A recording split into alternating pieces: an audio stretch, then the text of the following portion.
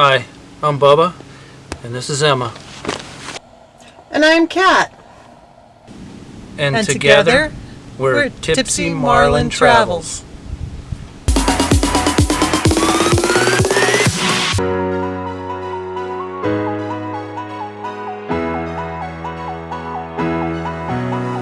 Come to the sun with me,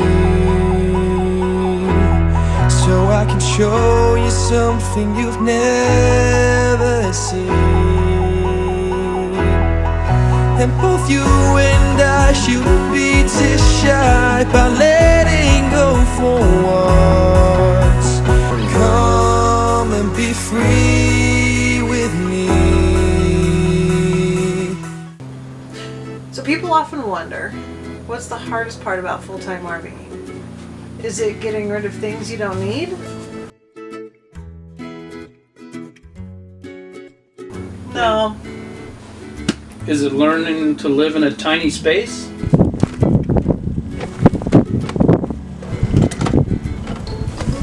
It's not gonna fit. We're gonna need a bigger rig. No. For us, the hardest part of RVing is saying goodbye to family and friends that we've made and not knowing when we're going to see them again. But then again, why do we want to leave Denver? The Rocky Mountains are our playgrounds.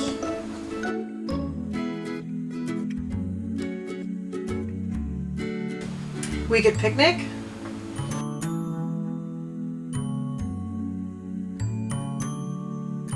We could fish.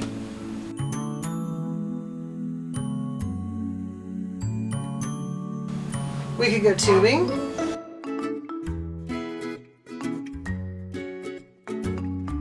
Oh, and we can go to the bow range. Woo! And if it was too cold outside, there are always indoor activities we could do.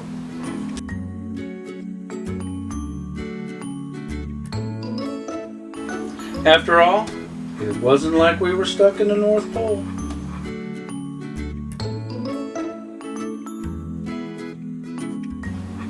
Ultimately, we decided to leave Denver for the dog's sake.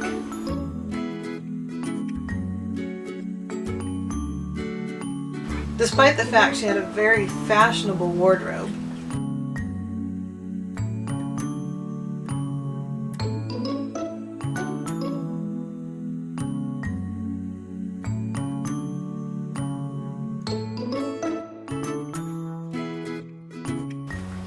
we could see the dog was suffering.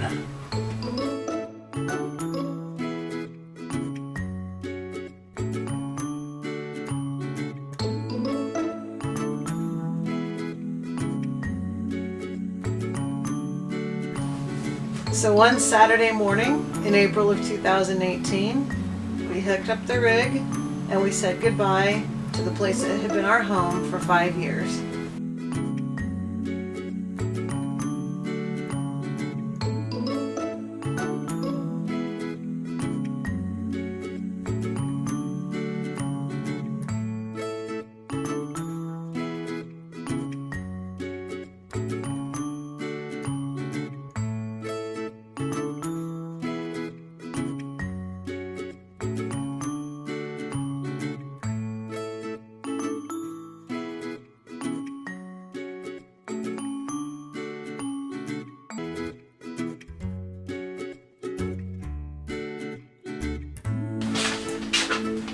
So the night before we left, there was a big storm that blew in and dropped a bunch of snow, especially out on the eastern plains.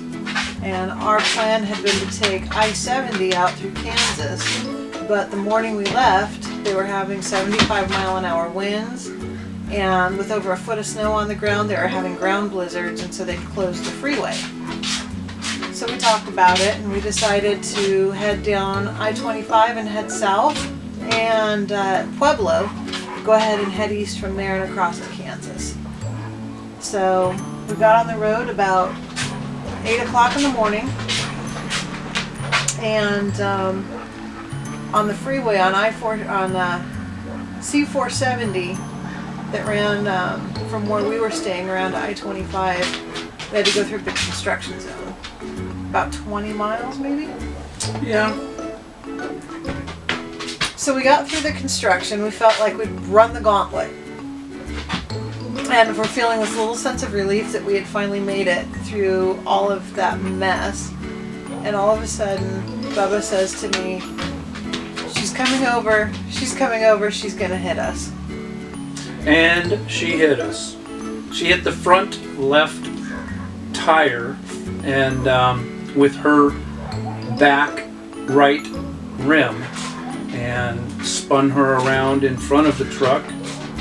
And we probably pushed her down the freeway 5 or 10 feet, maybe, I don't know, something in that area.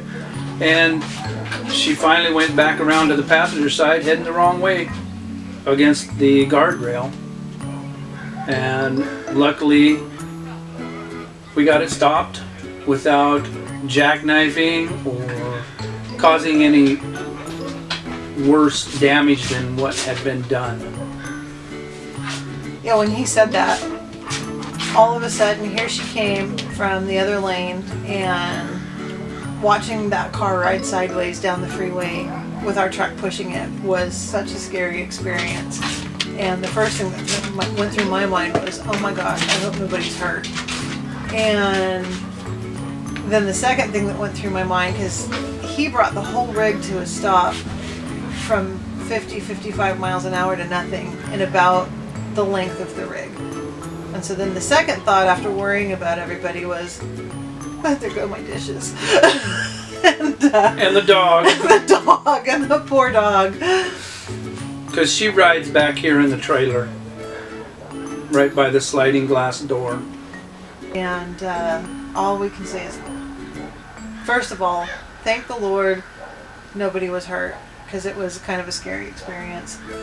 And second of all, thank goodness we have a big truck. That's why we bought it, and we were able to go ahead and get the rig controlled and stopped without flipping, without jackknifing, or without causing an even bigger accident. And guess what? I'm turning the GoPro on from now on. We do. That's one of the big reasons why we always try and have the GoPro on now whenever we're on the highway. We made our way down to Pueblo eventually and got beneath the storm and turned east headed towards Kansas and ran into our old friend Windy. And it blew and blew all the way to Dodge City. We had what, maybe 40 mile an hour crosswinds? Yeah. The whole way there. We were hoping to get into Dodge City early. We had been shooting for a 1 o'clock arrival, so we'd have some time to go check out the town. But because of the accident, we ended up not getting in until right before sunset. Luckily, we were able to find a campsite before it got dark, and the wind howled all night long.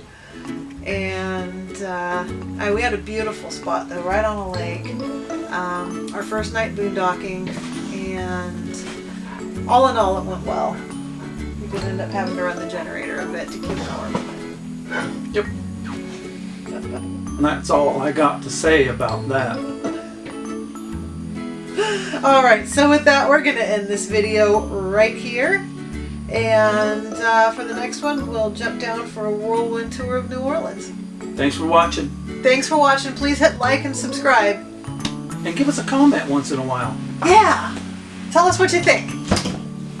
Bye. Bye.